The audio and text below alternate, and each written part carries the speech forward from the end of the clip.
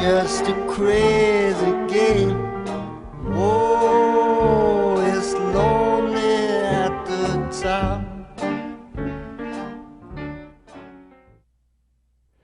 Salut, bienvenue à la 27e partie. Le 7e millénaire se terminait lorsque les fermiers s'implantent en Grèce, le long du Danube, et fondent les premiers villages d'Italie. La complexité de leur société impose de trouver des leaders capables de coordonner leurs efforts et de régler les conflits. Les techniques de construction des fours se perfectionnent autour du besoin de faire de la poterie et sont précurseurs des futures techniques de métallurgie. Le mode de vie des diverses populations humaines partout sur la Terre a bien changé depuis la fin de la dernière glaciation. Chacune s'adapte aux réalités et aux spécificités de sa région. Chacune évolue à son propre rythme.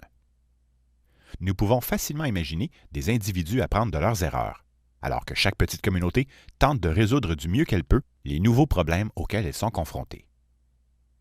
Il faut toutefois faire attention de ne pas attribuer notre pensée moderne aux hommes du néolithique et se rappeler qu'à chaque époque, les gens d'une même génération ne pensent pas tous de la même façon.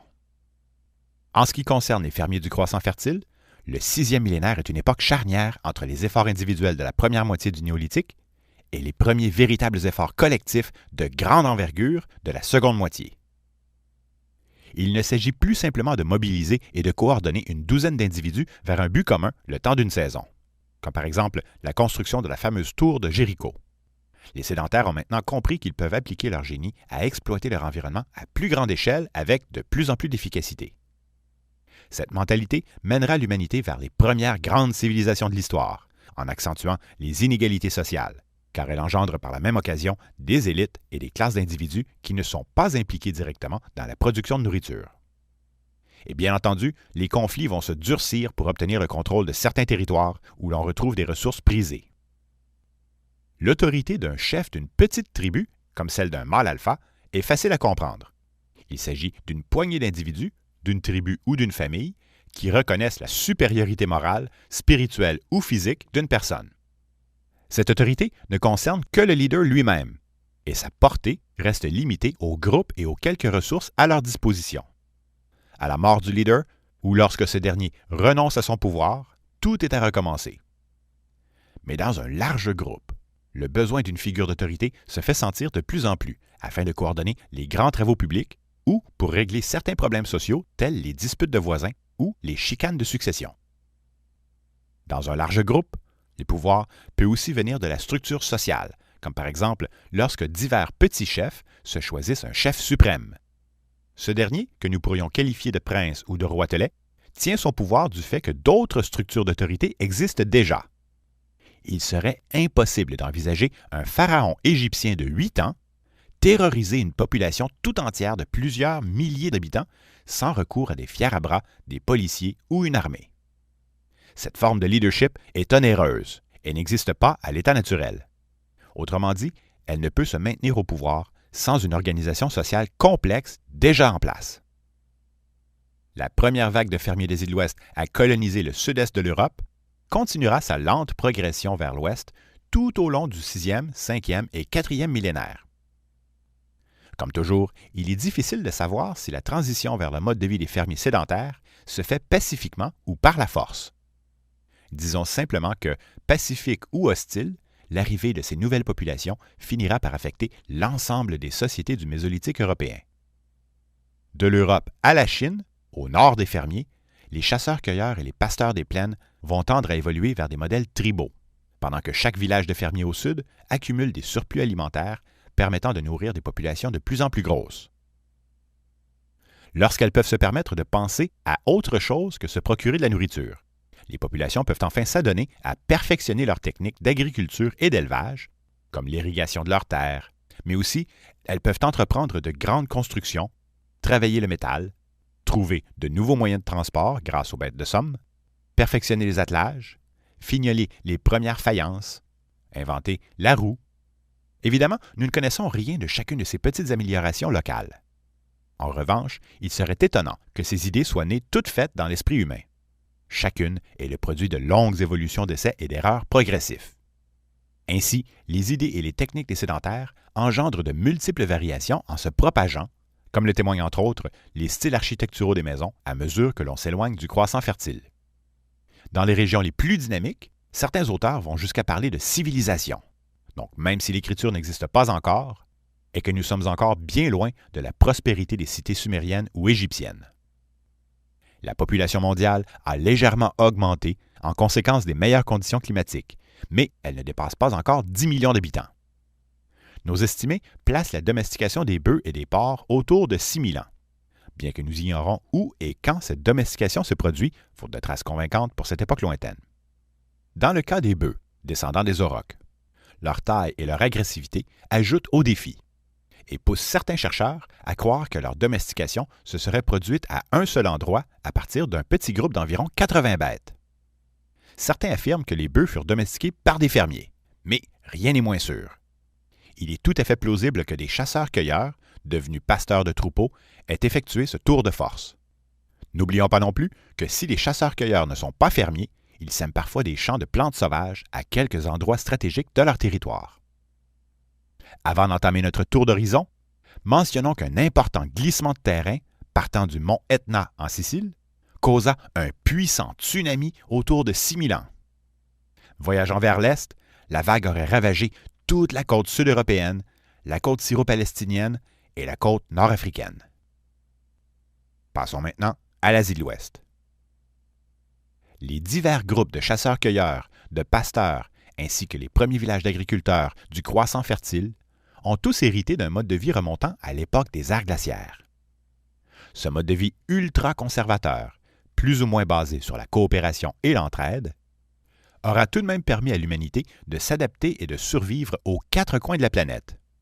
Les sociétés de fermiers semblent donc encore largement égalitaires, donc jusqu'au 7e millénaire, malgré une certaine tendance générale à évoluer vers des sociétés tribales hiérarchisées.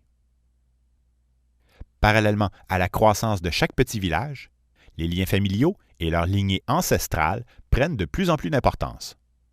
L'occupation d'un même endroit par plusieurs générations d'une même famille contribue alors à créer un sentiment de propriété du territoire occupé. L'unité de base semble être la famille, sauf qu'en orientant leur société vers la production matérielle, il arrive à l'occasion qu'un dirigeant compétent, possédant certaines qualités charismatiques, émerge au cours d'une génération et parvienne à unir la population vers un but commun. L'idée de tenir un rôle dans la communauté, tel un chaman, un guérisseur ou un guerrier, n'est pas nouvelle. La grande différence au néolithique, c'est l'ampleur de l'effort. D'une génération à l'autre, divers nouveaux rôles avec des nouveaux titres ont pu transcender les individus et prendre racine dans les mœurs. Quelques innovations apportées au four de base permettent maintenant d'atteindre des températures suffisamment élevées pour faire de la poterie, et les premières expériences avec les métaux ne sont pas loin derrière. En fait, ce n'était qu'une question de temps avant que les deux domaines se rencontrent. Les premiers martelages à froid du cuivre remontent à l'âge de pierre ancien et ne sont pas considérés comme faisant partie des vraies expériences métallurgiques. Pas plus que le fait de ramollir le cuivre en le chauffant pour fabriquer de petits objets. Autour de 6 000 ans, en Anatolie du Sud et en Mésopotamie, il ne s'agit encore que de cuivre martelé. Donc ils font des petites lames, des pointes, des perles et ainsi de suite. De toute évidence, ces premières expériences n'étaient pas directement liées à des nécessités, car il faut attendre plusieurs siècles entre les premiers petits objets inutiles, donc des bijoux et des objets de parure, et les premiers objets lourds du 5e millénaire, comme les haches plates qui apparaissent en Anatolie. Les plus anciens foyers métallurgiques connus sont en Anatolie, en Irak et en Iran, où se développe un procédé pour réduire les carbonates ou des oxydes en petits outils entre 5500 et 5000 ans. À Yarim Tepe, par exemple, nous avons des traces de plomb fondu datant du 6e millénaire, indiquant que leurs fours atteignent maintenant 800 degrés Celsius. Le cuivre fond à 1100 degrés. Cela dit, n'allons pas imaginer chaque village commencer à faire fondre du plomb. Il ne s'agit encore que de premières expériences isolées dans quelques régions connexes où une poignée de patenteux manifestent un intérêt naissant pour cette curieuse matière métallique. Tout au long du 6e millénaire, ces sociétés vont s'organiser et se complexifier. Une fois la technique de métallurgie développée, elle se propagera aux peuples voisins de Mésopotamie, du Caucase et d'Europe du Sud-Est, qui hériteront de cette technologie d'un seul coup, sans trop de tâtonnement, au cours des 5e et 4e millénaires. La dynamique sociale entourant les premiers progrès métallurgiques implique des sociétés complexes, car il faut de nombreux travailleurs pour fabriquer ne serait-ce qu'un tout petit objet en métal. Donc, en plus de produire des surplus de nourriture, il doit faire des expéditions jusqu'aux sources de minerais, creuser le roc avec des outils de pierre, ramasser des bonnes roches qui contiennent des minerais, ensuite exposer le métal en cassant les roches en petits morceaux, puis chauffer ces morceaux à haute température pour y faire fondre le métal. Une fois le métal récolté, il faut le travailler pour en faire un objet de prestige ultime. Ces premiers objets de cuivre servent de parure et n'ont aucune utilité pratique. Donc la première utilité du métal fut de servir de sorte de bling-bling. Mais n'oublions pas que l'homme est un animal curieux, intéressé par tout ce qui est rare ou qui scintille. Bien sûr, seule une poignée de privilégiés peuvent se permettre de tels objets, qui deviennent vite des symboles de leur statut, de leur prestige et de leur pouvoir. À cette époque, les réseaux d'échange s'étendent plus loin, et l'accès aux sites de minerais ou autres ressources prisées deviennent autant de nouvelles sources de conflits. Les ateliers qui travaillent les métaux entrent en compétition pour fabriquer les meilleures pièces. Sans oublier la compétition entre les villages pour devenir des centres de distribution. En Mésopotamie, entre le Tigre et l'Euphrate, nous assistons à l'émergence de la période de Hassuna, de 5800 à 5500 ans, dont les origines pourraient être en Palestine, en Syrie ou en Anatolie. Les premiers habitants du village éponyme vivent d'agriculture, d'élevage et de chasse. Ils construisent d'abord des sortes de tentes et fabriquent des céramiques rustiques. Peu après, ils construisent de larges maisons, donc 6 ou 7 pièces entourant une cour intérieure, dans laquelle nous retrouvons parfois de grandes jarres servant à entreposer les enfants décédés. Des petites coupes sont parfois placées à l'intérieur des jarres, sans doute destinées à désaltérer leurs enfants dans l'au-delà. Les adultes, eux, sont souvent enterrés sans objet funéraire dans de simples tombes assistes. Après leur céramique archaïque, aux formes souvent arrondies, sans décoration ou avec des motifs simples peints en rouge sur fond beige, brun ou noir, ils développent ensuite leur style standard, aux mêmes formes et motifs, mais avec plus de peinture, plus de décoration et plus d'assurance dans le style. La portée de cette culture sera limitée au nord-est irakien. Notons ici qu'à cette époque, la pluie et le climat du croissant fertile permettent à certains villages d'atteindre un ratio allant jusqu'à 10:1 avec le blé. Ce ratio permet de nourrir la population croissante d'un village, mais aussi d'en conserver une partie pour la récolte suivante, en plus d'accumuler des surplus en cas de disette. La céramique de la période de Samarra, de 5600 à 5000 ans, serait d'origine locale. Surface beige bien lisse, motifs d'hommes ou d'animaux, dessins géométriques en rouge vif ou en brun-violet, cette poterie est beaucoup plus raffinée que celle de Hassuna, et elle ne tarde pas à remplacer cette dernière dans la région. Les harmonies entre les motifs et les animaux démontrent clairement que ces artisans sont aussi de grands artistes. Sans oublier certains vases en marbre translucide très esthétiques et les petites statuettes en terre cuite qui ressemblent à celles de la future période obéide, au 5e millénaire, ou même de la future culture sumérienne. Mais n'allons pas trop vite avant d'attribuer la paternité d'une de ces deux cultures à Samarra. Rien n'est moins sûr. Les habitants de Samarra sont parmi les premiers à développer une forme d'irrigation dans la région. Le village est tout de même assez prospère pour que les habitants construisent un épais mur d'argile flanqué d'un fossé de 3 mètres de profondeur, large de 2,5 mètres. Notons ici que l'irrigation n'est pas vraiment une innovation technique, puisque les hommes creusent des tranchées depuis longtemps. Ici, l'innovation est au niveau social, car il ne s'agit plus de simples rigoles, mais de canaux imposants requérant des travaux à grande échelle, d'une ampleur que nous n'avons pas encore vue jusqu'ici. Pendant plusieurs siècles, les canaux seront élargis, réparés et adaptés en fonction du lit changeant de l'Euphrate. Bientôt, quelques villages affronteront leurs voisins en amont, qui détourneront l'eau au profit de leurs champs, ou simplement pour prendre possession de leurs canaux par la force. Il va sans dire que l'eau deviendra un enjeu majeur en Mésopotamie alors que le climat deviendra de plus en plus aride. La période de Halaf, de 5500 à 4500 ans, voit l'épanouissement d'une culture dont les origines semblent provenir d'ailleurs qu'en Mésopotamie. La surabondance d'outils en obsidienne, leurs rues pavées et la présence de crânes de taureaux, donc des symboles retrouvés à Mureybet ou Çatalhöyük, pointent vers des influences d'Asie mineure. Leurs maisons rectangulaires sont plus petites que celles des autres villages environnants, et ils construisent des immeubles circulaires à toit en coupole nommés tholos, qui ressemblent étrangement aux futures tombes mycéniennes qui apparaîtront quelques millénaires plus tard. Ils élèvent des caprins et des bœufs, ils cultivent des céréales et des légumineuses. On y retrouve des amulettes de tête de taureau et des figurines représentant des femmes assises à la tête minuscule et aux énormes seins soutenus par les bras. Leur céramique est parfois considérée comme la plus belle de la Mésopotamie, toute période confondue. Faite à la main, les parois sont minces, les formes sont excentriques et la décoration rouge et noir sur fond crème, ou légèrement rosé, couvre presque toute la surface de symboles géométriques, de fleurs ou d'animaux. Avec le temps, ces poteries très stylisées seront exportées de plus en plus loin.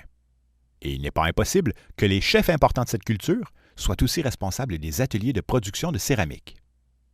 Nous retrouvons d'ailleurs de nombreux ateliers de céramique un peu partout dans la région, sans doute en réponse à une demande commerciale croissante. Nous voyons des traces de spécialisation dans la société halafienne, comme par exemple les potiers, qui peuvent être soit des hommes, soit des femmes, et qui sont responsables de la fabrication des poteries. Ces spécialistes développent des techniques comme la tournette, qui n'est pas encore un vrai tour à potier, mais plutôt une petite table ronde qu'une personne fait tourner pendant que l'artisan se concentre sur la décoration. Nous remarquons alors un changement de style où les magnifiques motifs complexes des siècles précédents sont remplacés par des symboles géométriques simplifiés et des lignes concentriques répétitives, donc beaucoup moins intéressantes à regarder. En revanche, cette technique permet d'accélérer et d'augmenter la production en permettant peut-être même à des artisans moins doués de participer. Les céramiques de Halaf sont d'abord retrouvées au nord de la Mésopotamie, puis nous en retrouvons au sud à partir de la seconde moitié du 6e millénaire. Notons au passage que les plus anciennes traces de vin connues proviendraient de Géorgie, en Caucase, donc au cours du 8e millénaire, et que les poteries permettent ainsi de répandre une autre belle invention. La culture de Halaf est située plus au nord de la Mésopotamie. Le terrain dans cette région est parsemé de collines, qui sont autant d'obstacles pour des fermiers désirant creuser des canaux d'irrigation. Heureusement pour eux, cette région reçoit suffisamment de pluie pour l'agriculture.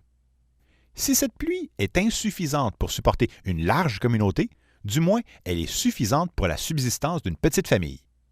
Ceux qui vont s'installer au sud de la Mésopotamie, où le climat est beaucoup plus sec, n'auront pas le choix de développer des réseaux d'irrigation pour suppléer au manque de pluie.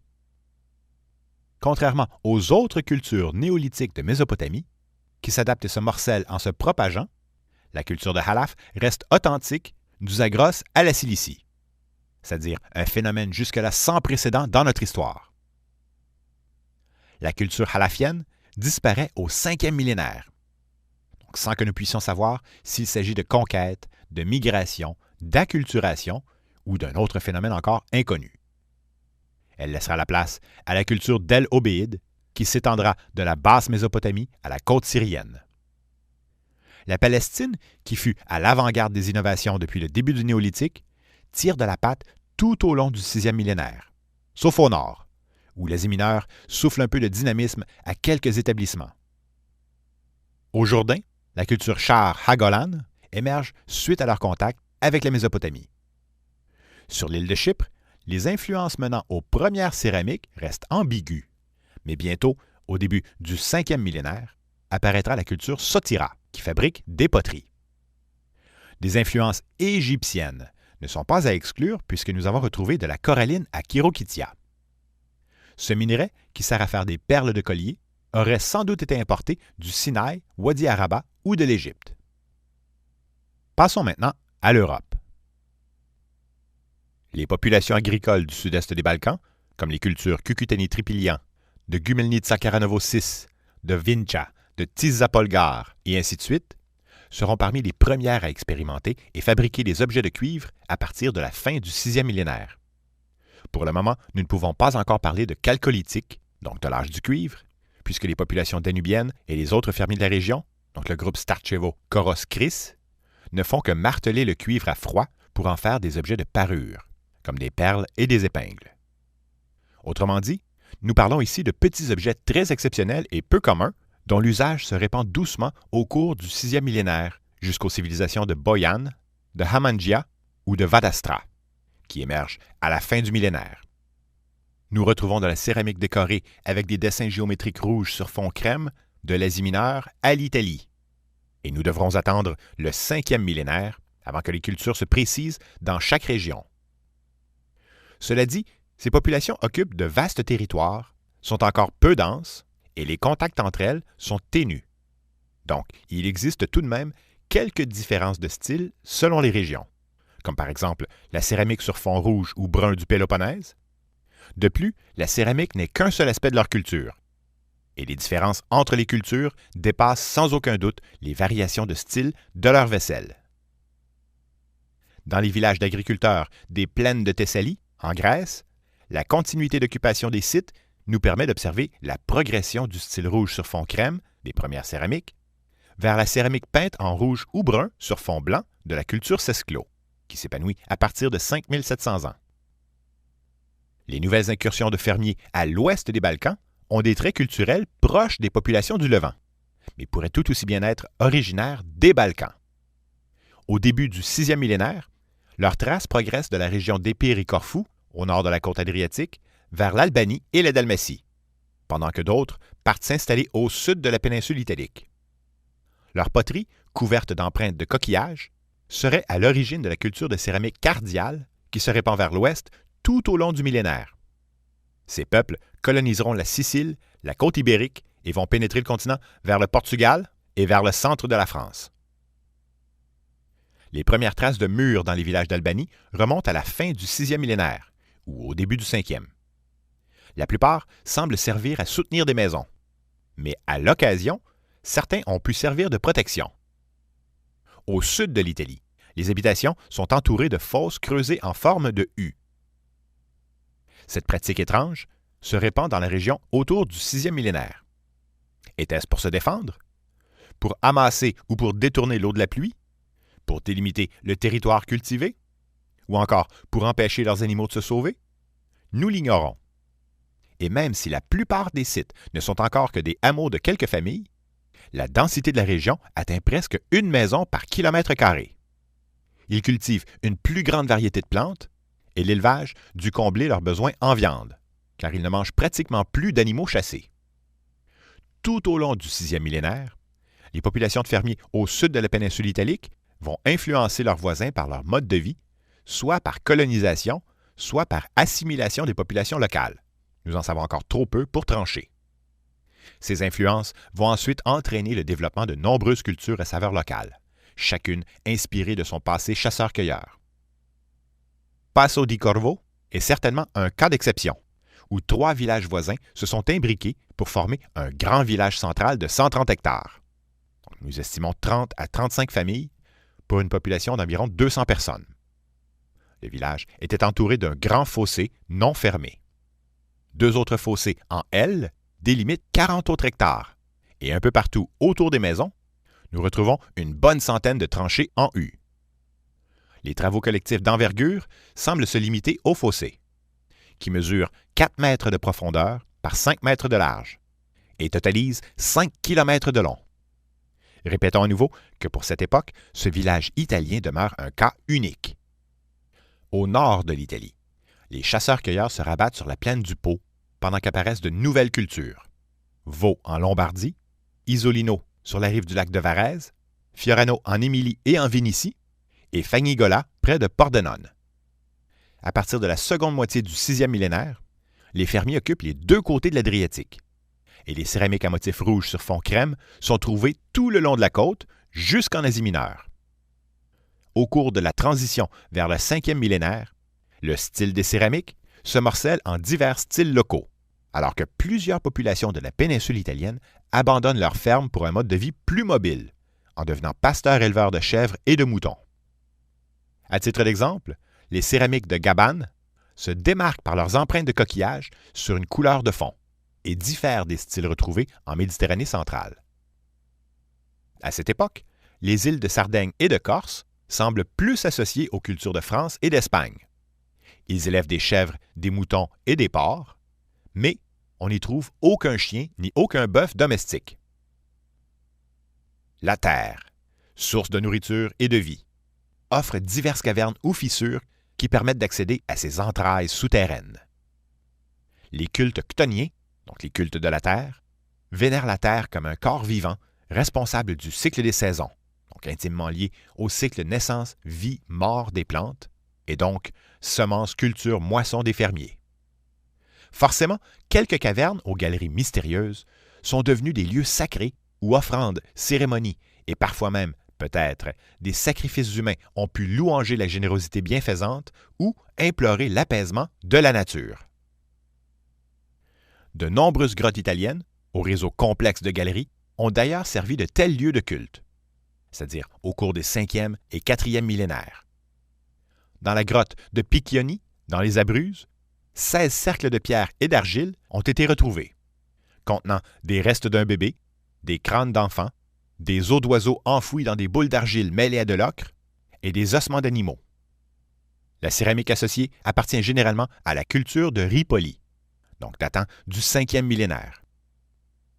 Dans la grotte de Continenza, aussi dans les Abruzzes, nous retrouvons des céramiques contenant des ossements d'enfants calcinés, ou encore de l'ocre mêlé à des os humains recouverts par des restes brûlés d'un adulte.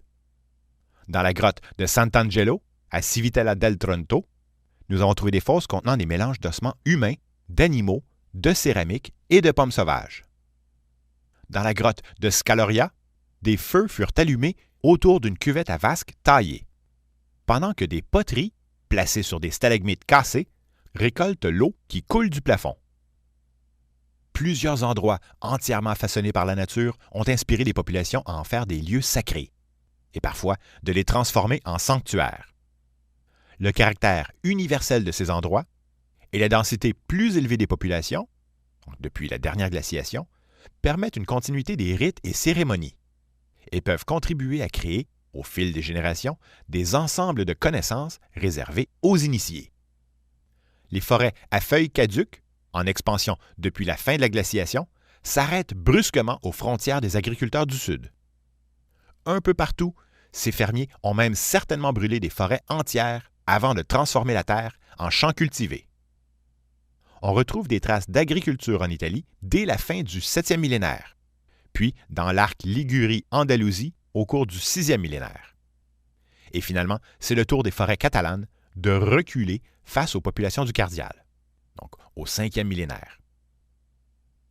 Lorsque la poterie fait son apparition en Sicile, les pêcheurs du Mésolithique laissent la place ou se convertissent à l'économie agricole du Néolithique.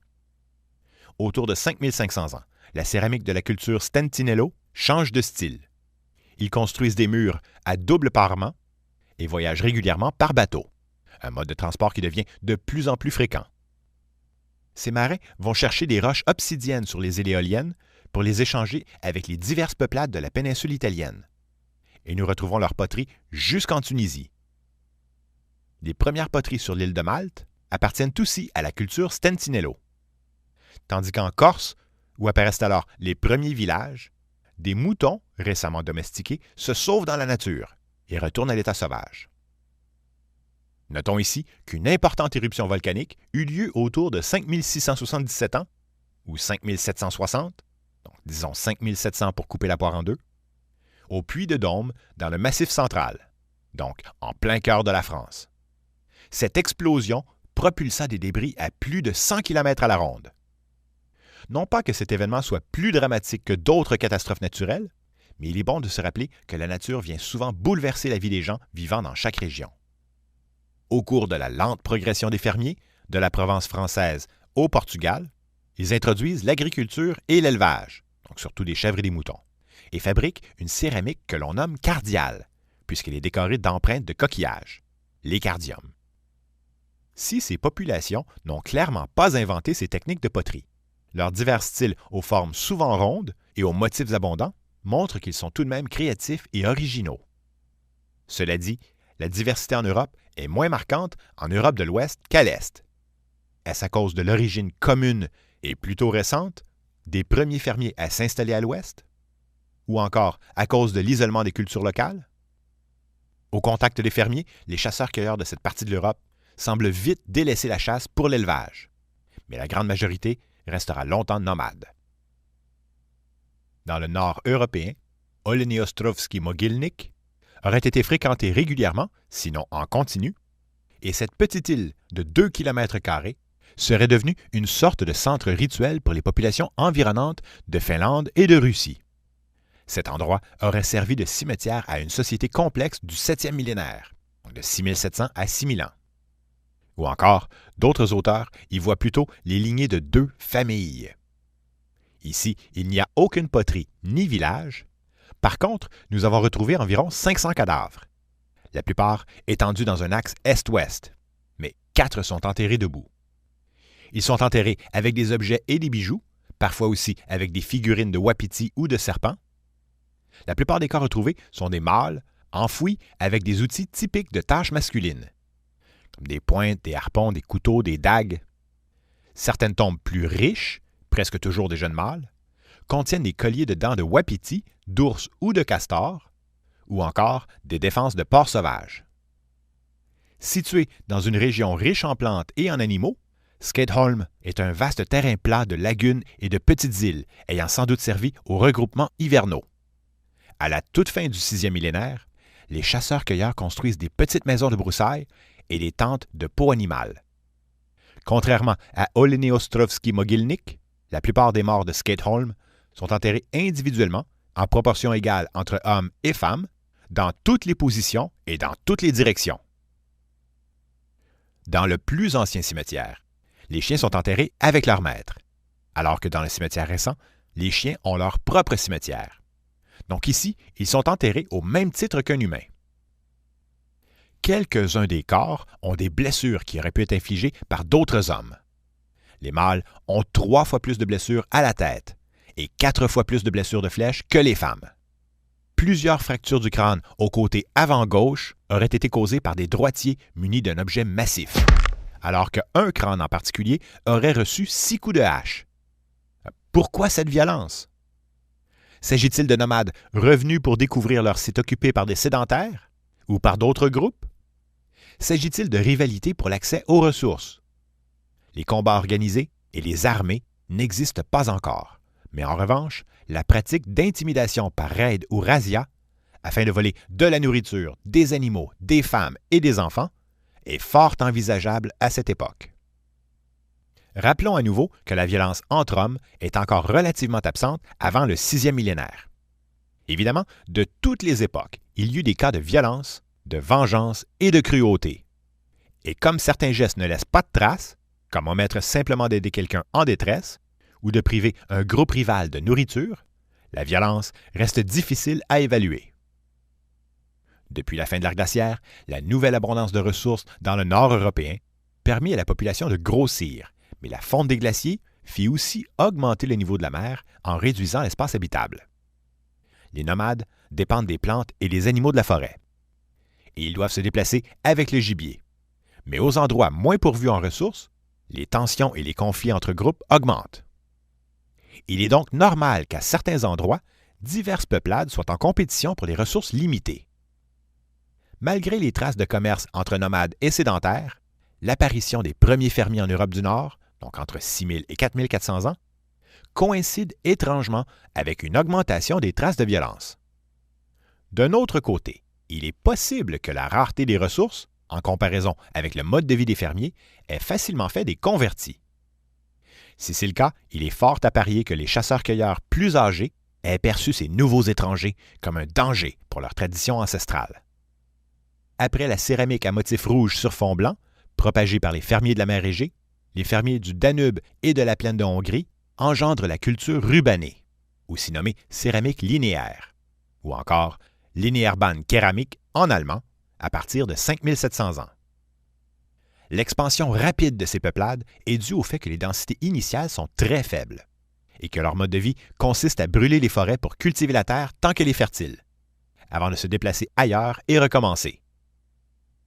Ils se répandent vers l'est jusqu'en Ukraine, vers l'ouest jusqu'en Europe centrale, et la densité des populations d'Europe centrale passe de 1 habitant par 1000 km² à 1 habitant par 125 km² en 4 ou 5 siècles seulement. Ces cultures vont influencer les cultures des Balkans au sud-est, la culture de la céramique cardiale au sud et à l'ouest, et les cultures du nord européen pendant près d'un millénaire. Les maisons des cultures rubanées sont longues, faites en poutres de bois, et les habitants préfèrent les bœufs aux chèvres et aux moutons. D'après certains chercheurs, il s'agirait de chasseurs-cueilleurs qui, au lieu de se mêler aux fermiers, auraient copié les techniques de ces derniers en développant leur propre culture mieux adaptée à l'environnement. L'uniformité de leur culture serait due à des vagues de colonisateurs qui partent s'établir toujours plus loin à chaque génération, jusqu'à 25 km par génération, en perpétuant l'idéal de leur culture d'origine. Ce conservatisme se voit surtout chez les peuples en marge de leur territoire, comme ceux qui s'établissent dans la région de Paris et qui vivent presque exactement comme les peuples de la République tchèque plusieurs siècles auparavant.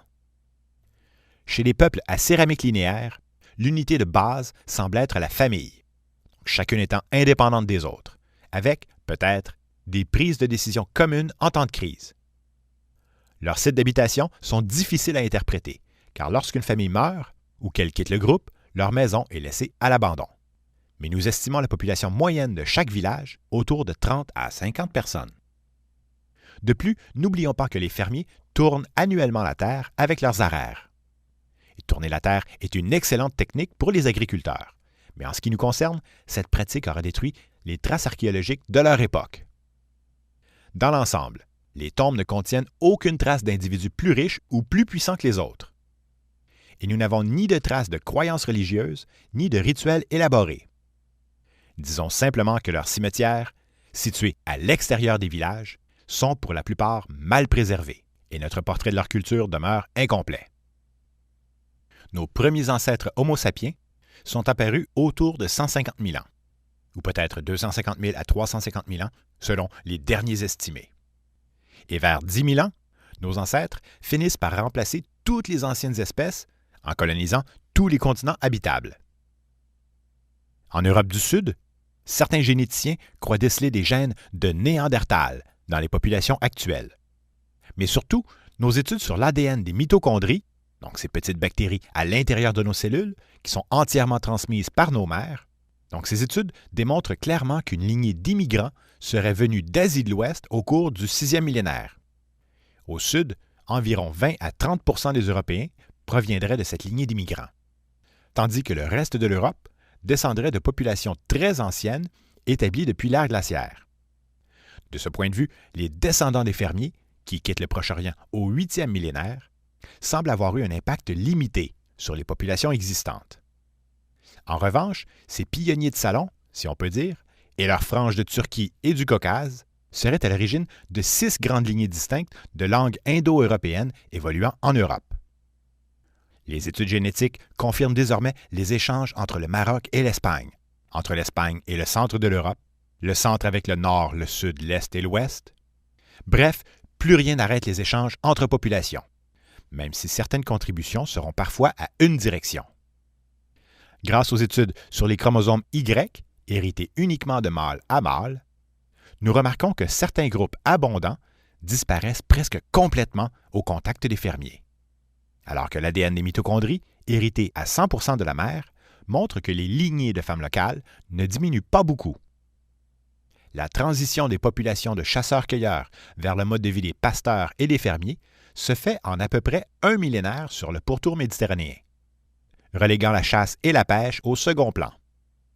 Chèvres et moutons sont élevés en premier, suivis peu après des bœufs et des cochons, mais n'allons pas imaginer ces changements comme une progression harmonieuse partout, à chaque époque, ou qu'ils étaient conscients de migrer toujours plus loin.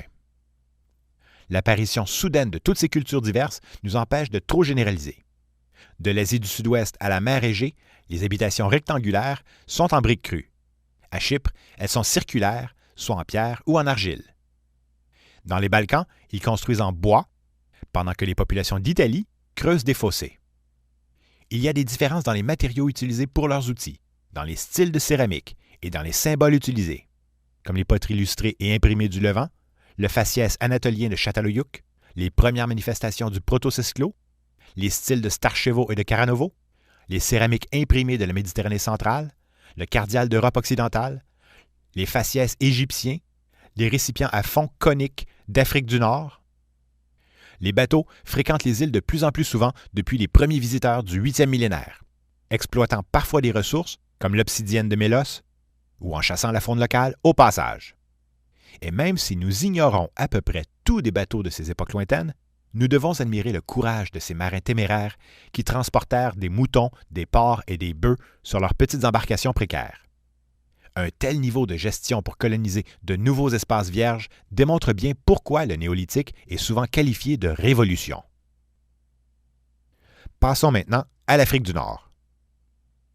Le vaste continent africain contient encore bien des mystères, et le 6e millénaire n'est pas une exception. Leurs tribus dynamiques au nord font partie des premiers rouages de domestication et la vallée fertile du Nil dut permettre à quelques groupes de fermiers de s'y installer assez tôt. Malheureusement, les crues du Nil auraient emporté ces traces au fond de la Méditerranée depuis longtemps, et notre portrait pour cette époque reste très fragmentaire. Les liens entre l'Afrique et l'Europe sont possibles via le détroit de Gibraltar, ou par la jonction Tunisie-Sicile-Italie.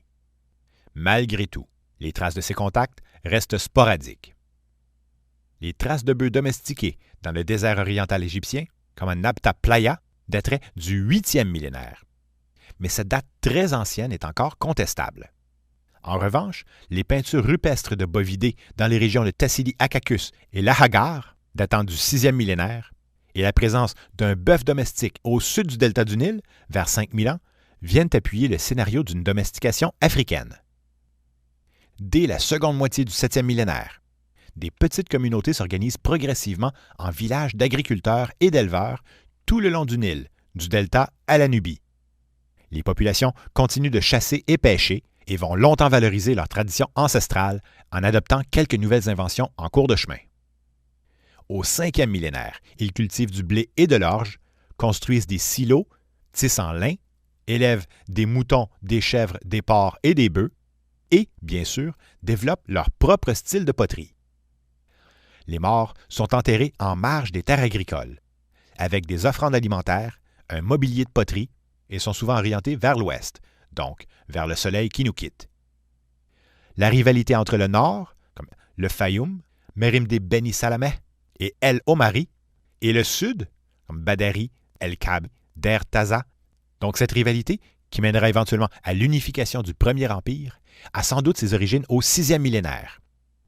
Essentiellement, l'Égypte sera une civilisation de pierre, et à cette époque, le Nord fabrique déjà d'excellents couteaux et des vases en pierre, pendant que le Sud fabrique des bonnes pointes de flèches en silex, mais surtout des poteries rouges et noires qui seront typiques des cultures prédynastiques. Jusqu'à la fin de l'Empire égyptien, même si la distinction entre Haute et Basse Égypte tendra à diminuer, elle existera quand même. Entre 5500 et 4500 ans commence une période prédynastique primitive, où les développements de l'agriculture, le travail de la pierre et la poterie atteindront pratiquement les niveaux de l'Ancien Empire. Ils se mettent à fabriquer des objets en os ou en ivoire, comme des peignes, des bijoux, des cuillères à fard, mais aussi des amulettes à figures humaines ou animales, sans oublier les tombes de cette époque qui deviennent plus élaborées et contiennent des petites figurines féminines très sexuées, destinées à agrémenter le voyage des défunts, présumément des mâles, dans l'au-delà. À la fin de la dernière glaciation, le Sahara recevait plus de pluie et n'était pas aussi désertique qu'aujourd'hui. C'est autour de 5600 ans, lorsque les pluies deviennent beaucoup moins fréquentes, que nous assistons à sa désertification extrême. Avant de terminer, regardons brièvement l'Asie orientale. Mentionnons quelques peuples dynamiques en Chine, comme la culture d'Adiwan, vers 5800 ans, où ils cultivent le millet, élèvent des cochons et font de la poterie. Donc il s'agit peut-être ici d'un foyer de domestication indépendant du sud de la Chine. Ils vont inspirer la culture Yangshao qui se développera au 5e millénaire. Vers la moitié du 6e millénaire, la culture Qinlé cultive aussi le millet et élève des cochons, où l'on a trouvé du bois gravé datant d'environ 5000 ans. Au nord, la culture Huli laisse la place à la culture Beichin, succédée ensuite par la culture Dawenkou. Sur la côte est, la culture Hemudu aux poteries noires s'épanouit à partir de la seconde moitié du 6e millénaire et sont parmi les premiers à cultiver du riz en voie de domestication. La domestication du riz commence possiblement dès 10 000 ans. À la fin du 6e millénaire, le riz nourrit déjà des millions de Chinois. La culture Hemudu serait contemporaine des Madjiabang, sensiblement de la même région et avec qui ils ont de nombreux contacts. En Nouvelle-Guinée, les populations commencent à cultiver des racines et jettent les fondements de la culture Lapita, qui colonisera les îles du Pacifique au cours du 2e millénaire, donc grâce à leurs bateaux à double coque, plus stables et pouvant transporter de lourdes charges. Ces marins pourront faire des allers-retours vers des îles très lointaines, et cela même longtemps après que les côtes soient disparues à l'horizon. Bref, malgré l'avance de certains peuples de Mésopotamie, d'Asie mineure ou des Balkans, le reste du monde continue aussi à évoluer. En résumé, nous avons vu que les communautés de fermiers plus prospères accumulent de plus en plus de richesses et s'organisent sous l'autorité de chefs désormais capables de déployer des efforts de grande envergure pour construire des fortifications, des canaux d'irrigation, pour travailler le métal et peut-être même organiser des razzias saisonnières. La culture originelle des fermiers change en se diffusant vers l'Afrique, l'Europe et le centre de l'Asie. Et certains auteurs parlent déjà de civilisation pour décrire chaque variante. Les réseaux d'échange s'élargissent pendant qu'apparaissent les premières classes d'élite et qu'augmentent les traces de violence. La complexité des sociétés derrière la production des premières pièces métallurgiques prouve encore une fois le génie humain et l'ingéniosité de l'Asie occidentale. Les cultures de Hassuna, Samara et Halaf évoluent sur de vastes territoires de Mésopotamie, alors que les fermiers d'Europe engendrent des cultures dynamiques qui seront bientôt à l'avant-garde des progrès métallurgiques. L'Europe occidentale demeure peu peuplée, mais adopte progressivement un mode de vie pastoral, avec quelques peuplements sporadiques de fermiers aux poteries imprimées, donc le cardial ou le linéarban céramique. Ces populations brûlent les forêts environnantes et s'efforcent de défendre leur village à l'aide de murs ou de fossés. La religion semble devenir plus organisée, avec des classes de prêtres qui apparaissent à certains endroits et des sanctuaires et des cavernes propices au culte chthonien de plus en plus élaborés. Les traces de violence augmentent aussi, comme dans le nord européen, où les sites prisés sont en proie à des conflits entre populations. Pendant ce temps, l'Égypte et la Mésopotamie débutent peu à peu leur période prédynastique.